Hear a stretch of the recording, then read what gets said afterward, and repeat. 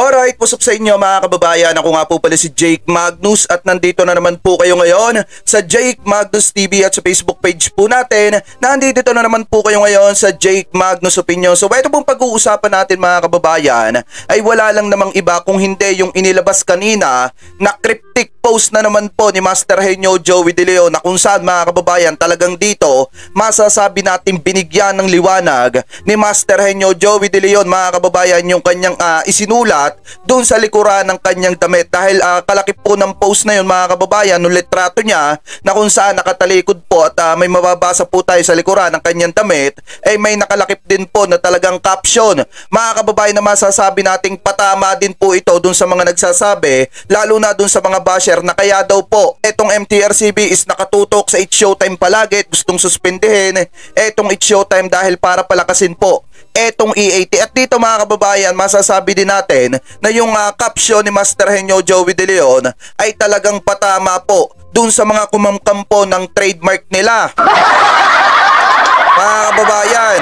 At dito matatalakay din po natin yung naging pag-alma ng MTRCB patungkol po dun sa natalakay natin nung nakaraang araw na kung saan meron pong isang pahayagan o isang manunulat na nag-post po patungkol dun sa paninira sa MTRCB na kung saan daw ipinatawag ng MTRCB etong si Vice Ganda at saka daw po ang pamunuan ng McDonald's Philippines na wala naman pong katotohanan. At yan po yung mga pag-uusapan po natin at tatalakayin po natin dito po sa video natin na ito. Pero bago po natin pag-usapan yan ay nais ko po muna sabihin sa inyo na kung kayo po ay bago pa lamang po sa ating YouTube channel, hinihikayat ko po kayo na huwag nyo po sanang kalimutan na i-like etong upload natin na ito at huwag nyo na rin pong kalimutan na mag-subscribe sa ating YouTube channel. Hit nyo na rin po yung ating notification bell para lagi po kayong updated sa tuwing mag-upload po tayo or magla-live tayo ng mga ganitong klase ng issue or video mga kababayan. At gusto ko din po sabihin sa inyo na kung kayo naman po ay nasa Facebook page po natin, huwag nyo po sanang kalimutan na i-react po etong ating mga video na ito at huwag nyo na rin pong kalimutan na i-share mga kababayan para makita po ng mga kababayan natin na nag-aabang ng mga ganitong klase ng content. At kung kayo naman po ay nasa Facebook page pa natin, huwag nyo rin pong kalimutan na i-follow po etong ating Facebook page. At gusto ko din po kayong batiin ng isang magandang umaga, tanghali, hapon, gabi, saan man sulok na mundo kayo naroroon, mapa sa Pilipinas man po kayo or ibang bansa, sana po ay nasa mabuti po kayong kalagayan at gabayan po kayo ng ating Panginoon. Mabuhay po kayong lahat. So etong pag-uusapan natin mga kababayan, uumpisahan natin ito dun sa naging pag-alma ng MTRCB patungkol po dun sa kumakalat na balita or post ng mga panatiko nitong si Vice Ganda na kung saan mga kababayan ay nagamit pa ang pangalan nitong si Nanay Christopher Min. At ang sabi pa nga dito mga kababayan dun sa post nung gumaya ng pangalan ni Nanay Christopher Min na ipinatawag daw po ng MTRCB etong si Vice Ganda at saka daw po yung pamunuan ng McDonald's Philippines dahil nga daw po dun sa naging commercial ni Vice Ganda na kung saan dun po sa commercial na yun na ipinapakita po yung paraan ng pagkain ni Vice Ganda ng Chicken Joy na ikinonect naman po ng mga fanatiko ni Vice dun sa naging issue ng icing incident mga kababayan. Nakalaunan wala naman po palang katotohanan at puro paninira lang po. So eto mga kababayan, basahin po natin itong inilabas na article ng Abante, tunay na tabloidista. Kanila po yan, hindi po yan natin. Pabasahin lamang po natin etong article nila. So sabi po dito mga kababayan, MTRCB itinangging ipinatawag si Vice Ganda sa pagkain ng fried chicken. So maliwanag naman po, umalma ang MTRCB patungkol po sa isyong yan. Sabi pa dito mga kababayan, pinabulaanan ng Movie and Television Review and Classification Board, MTRCB, na ipinatawag nila ang kilalang personalidad dahil sa paraan ng pagkain nito ng fried chicken sa isang fast food restaurant commercial which is ito nga pong McDonald's Philippines. Sabi pa po dito, tinawag ng MTRCB na fake news ang ulat kasi nga naman mga kababayan na nag-post po kasi nito may pangalan na nagamit pa yung pangalan ni Nanay Christopher Min sa Twitter na kung saan nagkaroon po ng 1.7 million or baka ngayon nga mga kababayan nasa 2 million na yung nakakita nung post na yon. At kaagad naman mga kababayan pinaniwalaan nyo ng mga panatiko po, lalo na yung mga panatiko ni Vice at nung ibang mga tao na wala pong alam sa ganitong klase ng issue. Uulitin ko po mga kababayan, wala pong katotohanan na ipinatawag ng MTRCB etong pamunuan ng McDonald's Philippines at saka po itong si Vice Ganda patungkol po dun sa nangyaring komersyal, wala pong katotohanan yon. Sabi pa dito mga kababayan, yan, maliwanag naman pong itinanggi ng MTRCB. So sabi pa po dito, basahin pa po natin, sa panahon ng digital age, mahalaga na tiyakin kung tunay ang mga balita at maging mapanuri sa iba't ibang source ng impormasyon bago ito ipamahagi. Ipinapakita ng insidenteng ito ang kahalagahan ng media literacy at critical na pag-iisip pahayag ng MTRCB mga kababayan. Sabi pa dito, naniniwala kami, yan po yung sabi ng MTRCB, naniniwala kami na dapat nang wakasan ng fake news at hayaan na ang katotohanan ang maghari patuloy pa nito. Sabi pa po dito ng MTRCB mga kababayan, walang binanggit na pangalan ng MTRCB pero sa nagkalat na post sa social media, sinasabing pinatawag nila di umano si Vice Ganda dahil sa pagkain ng fried chicken na tila may hawig sa paraan ng pagsubo nila ng cake icing sa It's Showtime. Sabi pa po dito, matatandang nasuspinde ng 12 days or 12 na araw ang It's Showtime dahil sa naturang subo icing ni Vice at Ayon Perez na may pagkamahalay umano. Yun po yung pagkakasabi dito. So kung makikita ninyo, ito po yung naging statement po na inilabas ng MTRCB na kung saan mga kababayan may nakalagay dito, MTRCB nagbabala sa publiko mag-iingat sa fake news. Pinabulaan na ng Movie and Television Review and Classification Board MTRCB ang mga post sa social media na nagsasabing ipinatawag ng board ang isang kilalang personalidad na lumabas kamakailan sa isang television commercial ng isang fast food chain. Ang mga paratang na ito ay may masamang hangarin at walang katotohanan. Yan po yung mismong sinabi ng MTRCB. Ito nga mga kababayan yung sinasabi ko nung isang araw nung tinalakay natin yung patungkol dito, na wala pong katotohanan yan. Basta ang nag-post mga panatiko ni Vice, lalo na yung mga peking page po dyan at yung mga gumagamit ng pangalan ng mga tao katulad nung ginamit nilang pangalan ni Nanay Christopher Min, ay wala pong katotohanan yan. Sabi ko nga po, pagdating sa Twitter, madali lang magkaroon ng verified badge. Ano po, bumili ka lang ng verified badge, mabibigyan ka na. Sa totoo lang mga kababayan, hulug-hulugan mo lang kada buwan, parang Viva Max mga kababayan, mabibigyan ka na ng verified badge. Kaya kung makikita ninyo, sinasabi nung iba, kung hindi si Nanay Christopher Min yan, yang nagpo-post na yan, bakit naka-verified badge? Sabi ko nga po sa inyo, madaling makabili ng verified badge. Sabi po dito mga kababayan, basahin pa natin. Eto daw, sa panahon ngayon ng digital age, eto nabasa na natin kanina, mahalaga na tiyakin kung tunay ang mga balita at na maging mapanuri sa iba't ibang source ng impormasyon bago ito ipamahagi. Ipinapakita ng insidenteng ito ang kahalagahan ng media literacy at critical na pag-iisip. Sabi pa po dito, patuloy na sumusuporta ang MTRCB sa administrasyon ni Pangulong Marcos Jr. at sa Presidential Commission Office or PCO sa kampanya nito laban sa disinformation at misinformation. Naniniwala kami na dapat nang wakasan ang fake news at hayaan na ang katotohanan ang maghari. Yan po yung sabi or post ng MTRCB. Sa madalit salita mga kababayan, yung lumalabas na balita na kumalat na nasa 2 milyon na ata ngayon yung nakakita, ay wala pong katotohanan yun. Wala pong katotohanan na ipinatawag ng MTRCB etong si Meme Vice. Etong si Meme Vice ninyo.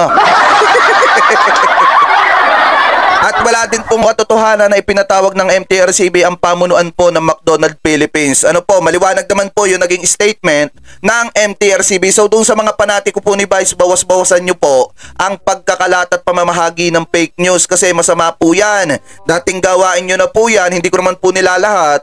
Dating gawain nyo na po yan hanggang sa ngayon pa po ba? 2023 na, matatapos na nga 2023. Dire-diretso pa rin kayo sa ganyang gawain nyo. Diba? So wag naman sana kayo maging galawang dilawan. Ano ba naman? Masyado ninyong pinipersonal yung mga ganitong klase ng bagay. So anyway mga kababayan, maliwanag yung may lumabas na ganitong pahayag ng MTRCB para maliwanagan po ang napakaraming tao. Kasi talaga kung hindi ito nabigyan agad ng kasagutan or hindi sila nagbigay agad ng talagang paniniwalaan ng napakaraming tao. Kasi alam naman natin yung mga fanatiko ni Vice, basta nag-post yung kanilang mga iniidolo ay talagang pinaniniwalaan na. Lalo na yung mga pages na sumusuporta dito sa It's Showtime at saka po kay Vice Ganda.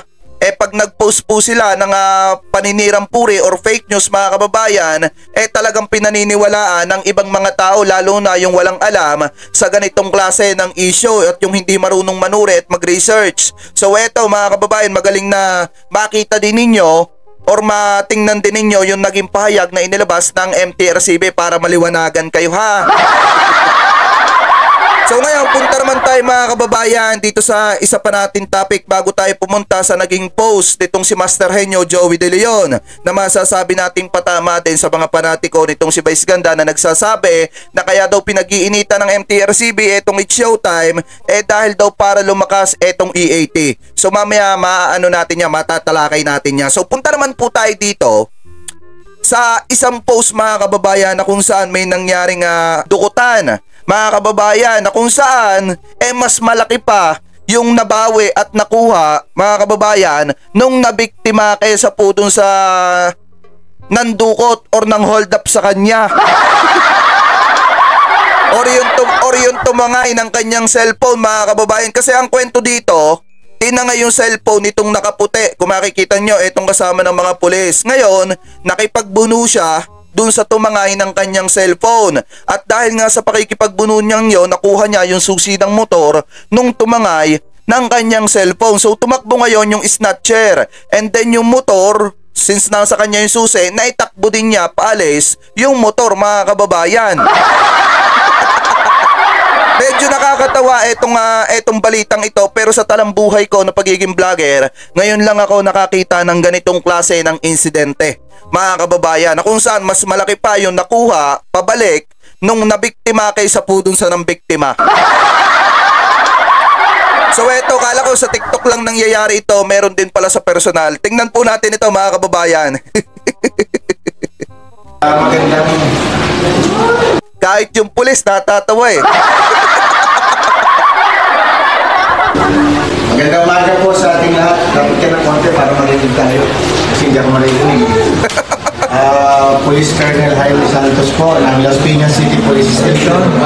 Magandang umaga po sa inyo. At nasa kaliwa ko naman po ang Station Investigation Division, si Police Staff Sergeant, Police PCMS Torion. At ito pong nasa kaliwa ko ay hindi po suspect ito. Ito po ay Mark Russell Zapata. Ang pangalan po niya. Anong oras ba nangyari yun? Mga 7. Saan nangyari? Sa may Sapote sa may Alabang sa Sapote Road, sa Tulay, Barangay. Okay. Kanina pong alas 7 ng umaga, dito po sa may Alabang sa Sapote Road.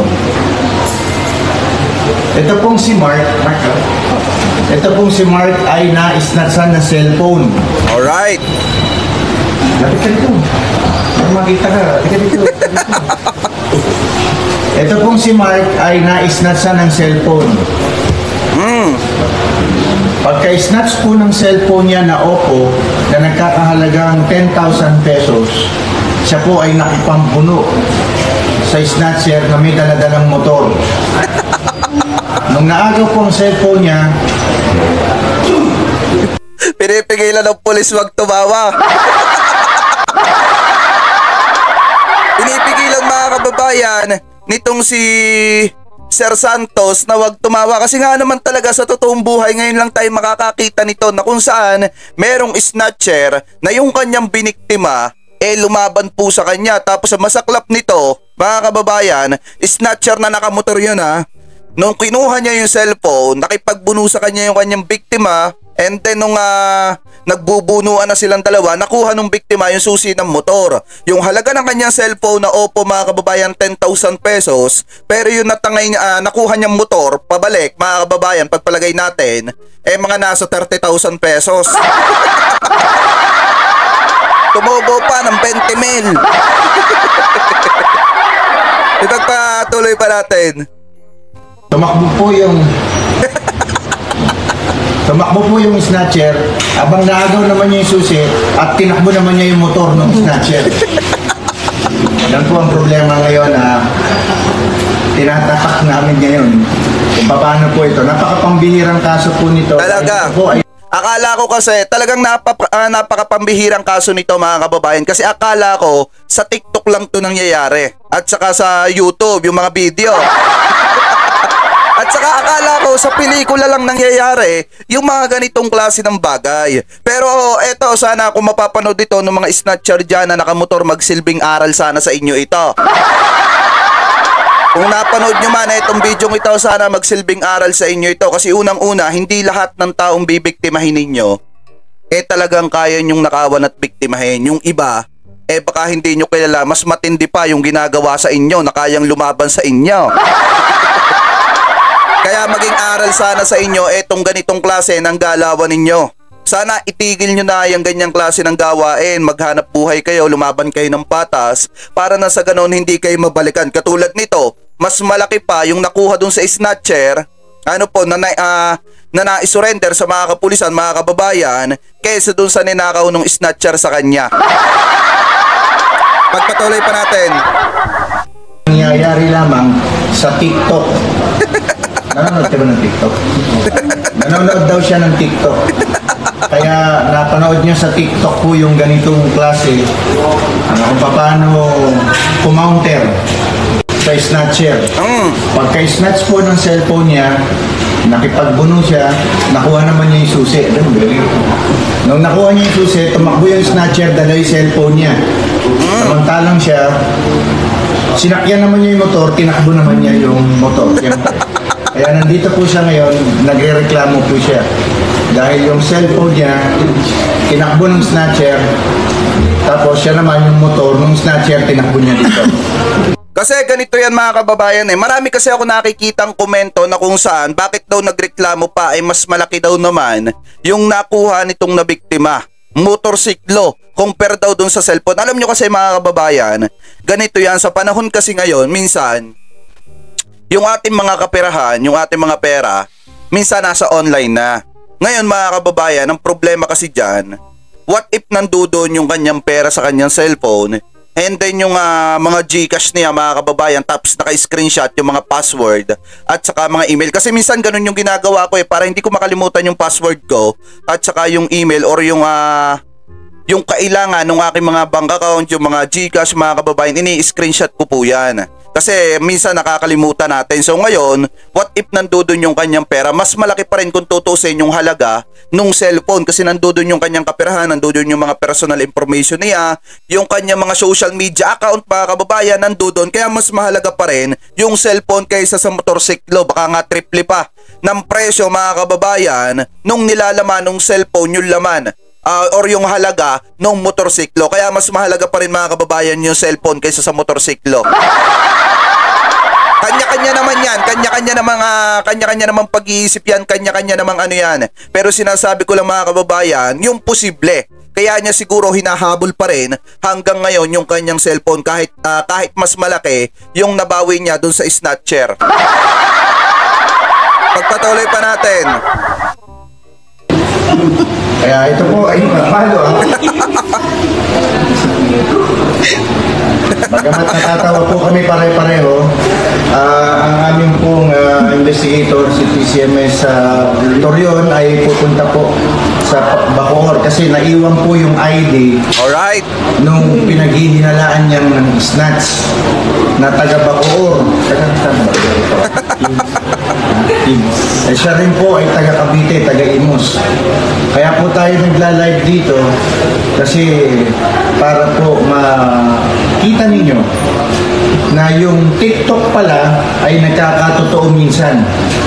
Pagkatapos siyang isnatsan, kinuha naman niya yung motor. Habang tumatakbo palayo yung snatcher, tumatakbo din siya palayo sa snatcher dahil dala niya yung motor ng snatcher. Yun lamang po at iniulat po namin ito para po sa kaalaman ng lahat. Salamat po at magandang umaga po sa inyo. Kasi mga kababayan talaga kung tatanungin nyo, sa TikTok lang talaga nangyayari yan. Di ba may mga nakikita tayong video sa TikTok na kung saan may manduduko tapos ibabato yung bag sa malayo tapos tatangayin yung motor. Ngayon mga kababayan, nangyari na yan. Personal at eto na yung isang halimbawa. So ngayon sana naman magtanda yung mga snatcher at titigil na nila yung mga ganyang klase ng gawain. Kasi talagang masama yan. Ano po, masama talaga yan, lalo na nakakaperwisyo ng kapwa. At mas masama din mga kababayan yung balik na yan. Kasi kita nyo naman, mas malaki pa yung nakuha ni Sir kaysa dun sa cellphone. Pero depende pa rin depende pa rin mga kababayan. Gaya nga ng sabi ko, baka yung cellphone may laman ding perang malaki. So ngayon, 50-50 tayo doon. So sana naman maibalik sa kanya yung cellphone niya and then maibalik dun sa snatcher yung motor na ginamit nun. Baka nga mga kababayan, ganito yan Baka ganito pa yung senaryo, baka yung motor nakaw pa nung snatcher. Tapos yung taga Bacoor Cavite, yun yung tunay na may-ari, kawawa naman. Mapapagbintangan pa mga kababayan. So anyway, sana naman magtanda at magbagong buhay na yung mga snatcher dyan, yung mga mandurugas, mandurukot, mga kababayan, yung mga gumagawa ng hindi maganda, lumaban na lang kayo ng patas, mas maganda pa yung balik sa inyo. Ganun na lang mga kababayan. At dito naman sa ating mga kapulisan, talagang naniniwala pa rin naman ako na may mga pulis na mabubuti at gumagawa ng tapat sa kanilang tungkulin mga kababayan. Katulad ditong si Sir Jaime Santos mga kababayan. Ito naman lagi nating nakikita yung mga video nito, yung mga post nito. Talagang ito yung masasabi nating isang huwarang pulis din. So sa lahat ng mga kapulisan nating gumagawa ng tama, good work po, good job. At dun sa mga kapulisan nating gumagawa ng anomalya, darating po yung panahon, matatanggal at matatanggal din kayo sa serbisyo. Yun lang naman mga kababayan. So punta naman po tayo sa next topic natin. Dito po sa naging post nitong si Master Henyo Joey De Leon, na kung saan masasabi nating patama po talaga ito dun sa mga panatiko ni Vice na marami ang sinasabi patungkol sa MTRCB, na kung saan kaya daw po pinag-iinita ng MTRCB itong It's Showtime para daw po mga kababayan lumakas ang imahe nitong AAT. So eto mga kababayan, puntahan na natin yung next topic natin. Anyway, kung may komento po kayo dito sa tinalakay natin ito tsaka dun sa isa mga kababayan, comment below na lamang po. So anyway, punta naman po tayo dito sa next topic natin. Kung makikita ninyo, may post po mga kababayan, etong si Master Henyo Joey De Leon. Kanina lang po yan. Kanina lang po, 6 hours ago yung nakakalipas. Sabi po dito, eto yung kanyang damit mga kababayan na may nakalagay na the beginning of wisdom is to call things by their proper name. Were it Bulaga. Yan po yung nakalagay dyan. So sabi dito mga kababayan sa caption ni Master Henyo Joey De Leon, eto daw, wala kaming pake sa kompetisyon. Yan po yung pagkakasabi niya. Eto yung sinasabi ko sa inyo noong nakaraan. Paano pag-iinita ng MTRCB etong It's Showtime kung alam naman natin na number 1 sa era etong EAT mga kababayan? Kung alam naman natin na number 1 sa era ng noontime show etong Tito Vic and Joey. So anong dahilan para pag-inita ng MTRCB etong It's Showtime? At para sabihin na kaya pinag-iinitan dahil para palakasin etong EAT mga kababayan. So mismong sinabi na ni Master Henyo Joey De Leon, wala silang pakialam or wala siyang pake or sila mga kababayan sa kompetisyon or kompetisyon mga kababayan. So ibig sabihin, hindi po sila nakikipagkompetisyon sa mga kalaban nilang noontime show.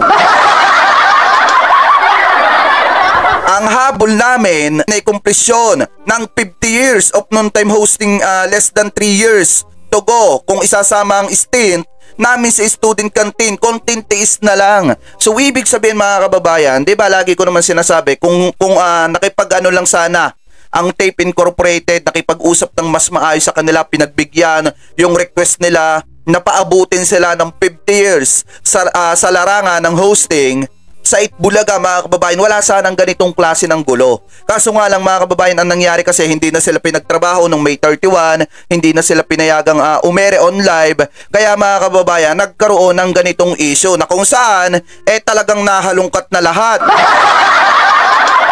Dahil sa pagiging makasarili mga kababayan, ng mga halusos at saka ng Tape Incorporated. Biruin nyo, sinabi na mismo dito ni Tito Vic and Joey na ang habol po nila ay yung 50 years ng hosting lang.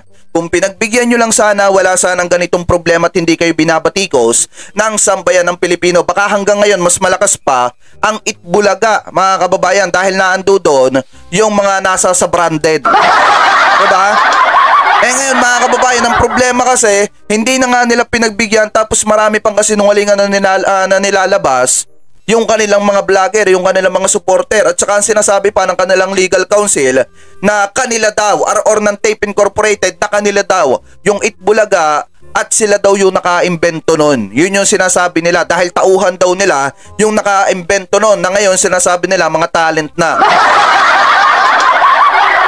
So ngayon mga kababayan, eto yan. Kung pinagbigyan nyo ng 50 years, wala sanang problema. At para sa mga panatiko ng ibang noontime show, uulitin ko po, hindi po nakikipagkompetensya sa inyo ang Tito Vic and Joey. Sadya lang po mga kababayan na malakas po talaga ang EAT, lalo na ang Tito Vic and Joey, pagdating po sa noontime show, sa larangan ng noontime show. Kasi sila po talaga yung nauna, sabi ko nga po sa inyo, mahirap pataubin, mahirap talagang talunin yung mga nauna na naging successful sa larangan na ganito. Lalo na pagdating dito sa tatlo, etong Tito Vic and Joey, mga iconic na po ito, mga legend na po ito mga kababayan kung tutusin. Talagang mahirap na po itong tibagin.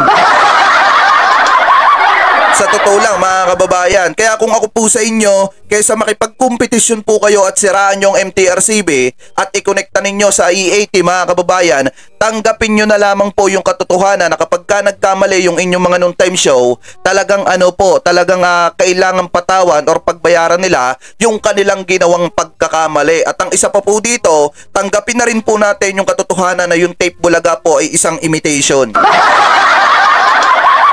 Mga kababayan, masakit man yung katotohanan pero talaga pagdating sa noontime show, sa era ng noontime show, talagang ang Tito Vic and Joey talaga ang sinusuportahan ng napakaraming tao kasi sila po talaga yung iconic at legend. Mahirap tibagin yung legend mga kababayan dahil unang-una marami na po, ilang dekada na po silang nag-hosting at marami na po silang kasiyahan na naitatak sa isipan ng sambayan ng Pilipino. So ngayon mga kababayan, kayo po, ano po ang may kokomento ninyo at masasabi ninyo dito sa ating tinalakay na mga issue ngayong araw dito po sa ating video? Maaaring i-comment nyo na lamang po sa ating comment section at huwag nyo na rin pong kalimutan mag-iwan ng like, share, and subscribe. Hit nyo na rin po yung ating notification bell para lagi po kayong updated sa tuwing mag-upload po tayo ng panibagong video or live stream na katulad po nito. Kung kayo naman po ay nasa ating Facebook page, hinihikayat ko po kayo na huwag niyo po sanang kalimutan na i-follow po etong ating Facebook page. Maraming salamat po mga kababayan sa walang sawang pagsuporta po sa inyong lahat.